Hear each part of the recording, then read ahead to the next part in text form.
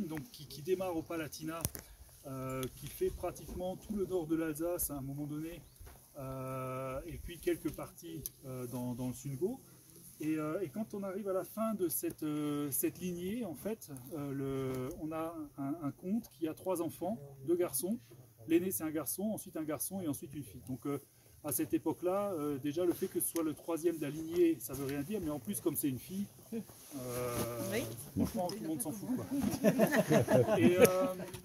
Et à cette époque-là, en fait, il y a un concours de chevalerie en Hollande, donc des joutes, hein, comme on voit dans les films où donc ça c'est violent à voir, c'est un peu comme le catch, mais il n'y a pas d'accident, quoi, ou alors très rarement, quoi. C'est surtout de la mise en scène, quoi, hein. Mais de temps en temps il y a des accidents. Et en fait le hasard veut que le jour-là, dans la joute, les 2 fils du comte de Dabo, Egisheim, joutent l'un contre l'autre. Et en fait ça se passe mal parce qu'en fait l'un embroche l'autre et l'autre embroche, donc du coup les 2 s'entretuent. Et là du coup cette fille qui était la 3e et en plus une fille commence à prendre vraiment de l'importance, quoi. Et parce que le domaine est important, donc du coup on va la marier au duc de Lorraine, donc de l'autre côté. Donc ça permet aussi d'agrandir, tout le monde est gagnant, quoi, parce que la Lorraine agrandit vachement son territoire. Et en fait le père du duc de Lorraine avait prêté une armée à l'empereur pour une guerre quelque part, et l'empereur en fait il avait loué, quoi. Donc du coup contre rémunération il lui prête tant d'hommes, tant de chevaux, tant d'écuyers, machin.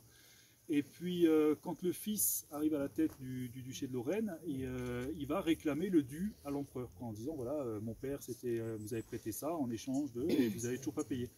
Et là l'empereur dit oui mais moi j'ai fait le contrat avec ton père et pas avec toi, donc on est quitte, le père est mort, voilà, on n'a plus rien. Donc le fils se fâche et il envisage un peu comme aujourd'hui quand on prend un jeune de banlieue pour un con, pour se battre contre l'État, il va aller casser un abribus. C'est un peu ce que va faire le duc de Lorraine. Et en fait, il va chercher la ville impériale la plus proche de son domaine, qui est Rosheim. Et en fait, pour déplacer une armée de Nancy jusqu'à Rosheim, on peut se faire voir, sauf que comme il a épousé l'héritière de Dabo Egisheim, tout le domaine lui appartient, hein, jusqu'aux antennes, là-bas, tout ça c'est à lui, quoi. Et donc il peut se déplacer avec son armée et puis descendre là sur la plaine, aller à Rosheim et détruire un quart de la ville. Et puis il rentre en Lorraine. Donc du coup, l'empereur le prend pas trop mal parce qu'en même temps il se dit bon, en même temps c'est vrai que je l'ai un peu pris pour un con, donc disons on est quitte, quoi.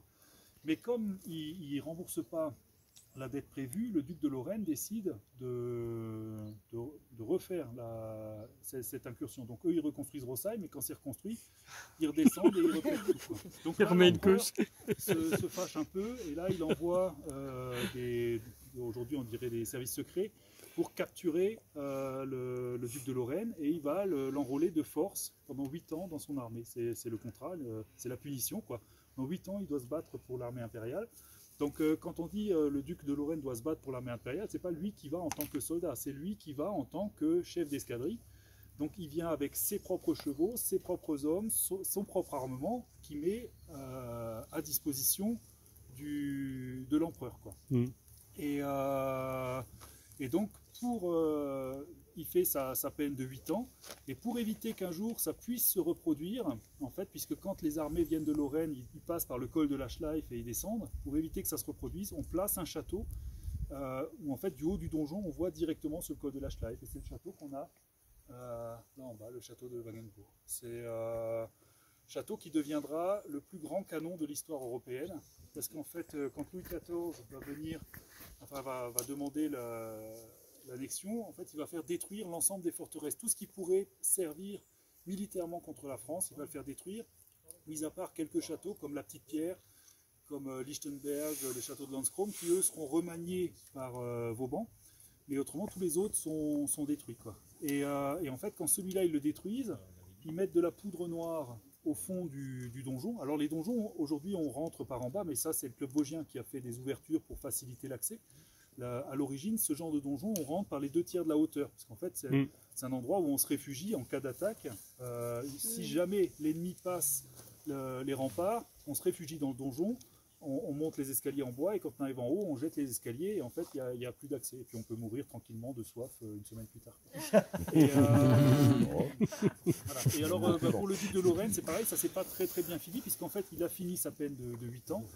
Et en fait, donc, là, il est libéré, il revient vers la Lorraine, et quand il s'arrête en Alsace, là où il y avait un port qui était à l'époque important, aujourd'hui c'est un tout petit ruisseau, mais le nom m'échappe, c'est près de Rigvire.